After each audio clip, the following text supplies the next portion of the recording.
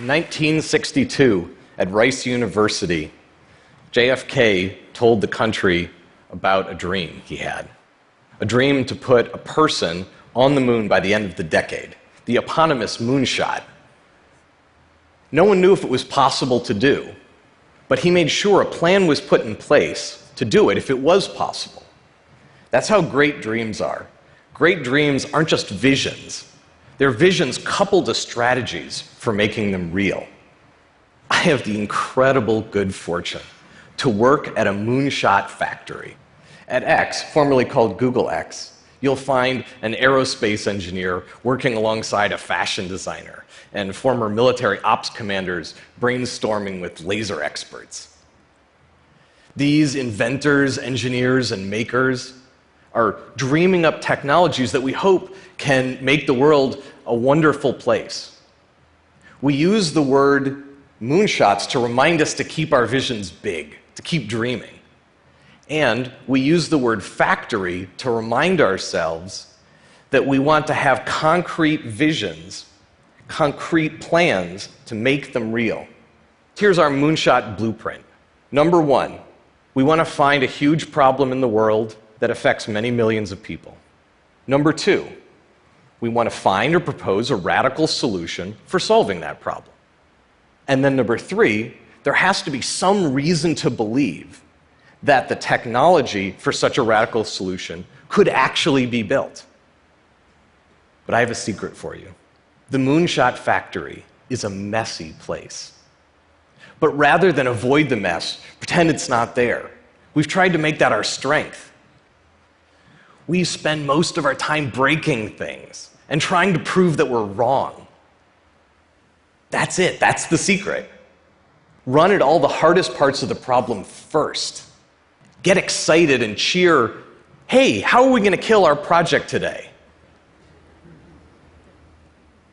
We've got this interesting balance going where we allow our unchecked optimism to fuel our visions, but then we also harness enthusiastic skepticism to breathe life, breathe reality into those visions. I want to show you a few of the projects that we've had to leave behind on the cutting room floor, and also a few of the gems that, at least so far, have not only survived that process, but have been accelerated by it. Last year, we killed a project in automated vertical farming. This is some of the lettuce that we grew. 1 in 9 people in the world suffers from undernourishment. So this is a moonshot that needs to happen. Vertical farming uses 10 times less water and 100 times less land than conventional farming. And because you can grow the food close to where it's consumed, you don't have to transport it large distances. We made progress in a lot of the areas, like automated harvesting and efficient lighting. But unfortunately, we couldn't get staple crops like grains and rice to grow this way. So we killed the project. Here's another huge problem. We pay enormous costs in resources and environmental damage to ship goods worldwide. Economic development of landlocked countries is limited by lack of shipping infrastructure. The radical solution? A lighter-than-air, variable buoyancy cargo ship. This has the potential to lower, at least overall, the cost, time, and carbon footprint of shipping without needing runways. We came up with this clever set of technical breakthroughs that together might make it possible for us to lower the costs enough that we could actually make these ships inexpensively enough in volume. But however cheap they would have been to make in volume, it turned out that it was going to cost close to $200 million to design and build the first one. $200 million is just way too expensive because X is structured with these tight feedback loops of making mistakes and learning and new designs. We can't spend $200 million to get the first data point about whether we're on the right track or not. If there's an Achilles heel in one of our projects, we want to know it now, up front, not way down the road. So we killed this project too. discovering a major flaw in a project doesn't always mean that it ends the project. Sometimes it actually gets us onto a more productive path. This is our fully self-driving vehicle prototype, which we built without a steering wheel or brake pedal. But that wasn't actually our goal when we started. With 1.2 million people dying on the roads globally every year, building a car that drives itself was a natural moonshot to take. 3.5 years ago, when we had these Lexus retrofitted self-driving cars in testing, they were doing so well, we gave them out to other Googlers to find out what they thought of the experience. And what we discovered was that our plan to have the cars do almost all the driving and just hand over to the users in case of emergency was a really bad plan. It wasn't safe because the users didn't do their job. They didn't stay alert in case the car needed to hand control back to them. This was a major crisis for the team. It sent them back to the drawing board. And they came up with a beautiful new perspective. Aim for a car where you're truly a passenger. You tell the car where you want to go, you push a button, and it takes you from point A to point B by itself. We're really grateful that we had this insight as early on in the project as we did, and it's shaped everything we've done since then. And now, our cars have self-driven more than 1.4 million miles, and they're out every day on the streets of Mountain View, California, and Austin, Texas. The Cars team shifted their perspective. This is one of X's mantras. Sometimes shifting your perspective is more powerful than being smart. Take wind energy. It's one of my favorite examples of perspective shifting. There's no way that we're going to build a better standard wind turbine than the experts in that industry.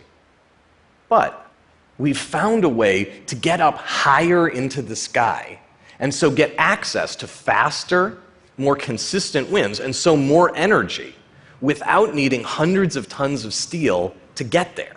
Our Makani energy kite rises up from its perch by spinning up those propellers along its wing, and it pulls out a tether as it rises, pulling energy up the tether. Once the tether's all the way out, it goes into crosswind circles in the sky. And now those propellers that lifted it up have become flying turbines. And that sends energy back down the tether. We haven't yet found a way to kill this project. And the longer it survives that pressure, the more excited we get that this could become a cheaper and more deployable form of wind energy for the world. Probably the craziest sounding project we have is Project Loon. We're trying to make balloon-powered internet, a network of balloons in the stratosphere that beam an internet connection down to rural and remote areas of the world. This could bring online as many as 4 billion more people who today have little or no internet connection. But you can't just take a cell tower, strap it to a balloon, and stick it in the sky. The winds are too strong, it would be blown away. And the balloons are too high up to tie it to the ground. Here comes the crazy moment. What if, instead, we let the balloons drift and we taught them how to sail the winds to go where they needed to go? It turns out the stratosphere has winds that are going in quite different speeds and directions in thin strata. So we hoped that using smart algorithms and wind data from around the world, we could maneuver the balloons a bit, getting them to go up and down just a tiny bit in the stratosphere to grab those winds going in those different directions and speeds. The idea is to have enough balloons so as one balloon floats out of your area, there's another balloon ready to float into place, handing off the internet connection, just like your phone hands off between cell towers as you drive down the freeway. We get how crazy that vision sounds. It's the name of the project to remind us of that. So since 2012, the Loon team has prioritized the work that seems the most difficult, and so the most likely to kill their project. The first thing that they did was try to get a Wi-Fi connection from a balloon in the stratosphere down to an antenna on the ground. It worked, and I promised you there was bets that it wasn't going to. So we kept going. Could we get the balloon to talk directly to handsets so that we didn't need the antenna as an intermediary receiver? Yeah. Could we get the balloon bandwidth high enough so it was a real internet connection? So that people could have something more than just SMS? The early tests weren't even a megabit per second. But now we can do up to 15 megabits per second. Enough to watch a TED Talk. Could we get the balloons to talk to each other through the sky so that we could reach our signal deeper into rural areas? Check. Could we get balloons the size of a house to stay up for more than 100 days while costing less than 5% of what traditional long-life balloons have cost to make? Yes, in the end, but I promise you, you name it, we had to try it to get there. We made round, silvery balloons. We made giant pillow-shaped balloons. We made balloons the size of a blue whale. We busted a lot of balloons. Since one of the things that was most likely to kill the Loon project was whether we could guide the balloons through the sky, one of our most important experiments was putting a balloon inside a balloon. So there are two compartments here, one with air and then one with helium. The balloon pumps air in to make itself heavier, or lets air out to make it lighter. And these weight changes allow it to rise or fall, and that simple movement of the balloon is its steering mechanism. It floats up or down, hoping to grab winds going in the speed and direction that it wants. But is that good enough for it to navigate through the world? Barely at first, but better all the time. This particular balloon, our latest balloon, can navigate a 2-mile vertical stretch of sky and can sail itself to within 500 meters of where it wants to go from 20,000 kilometers away.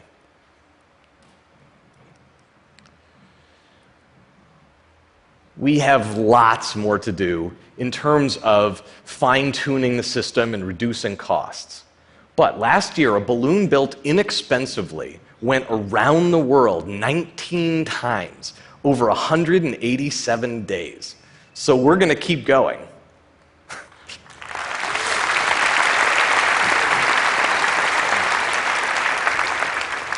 Our balloons today are doing pretty much everything a complete system needs to do.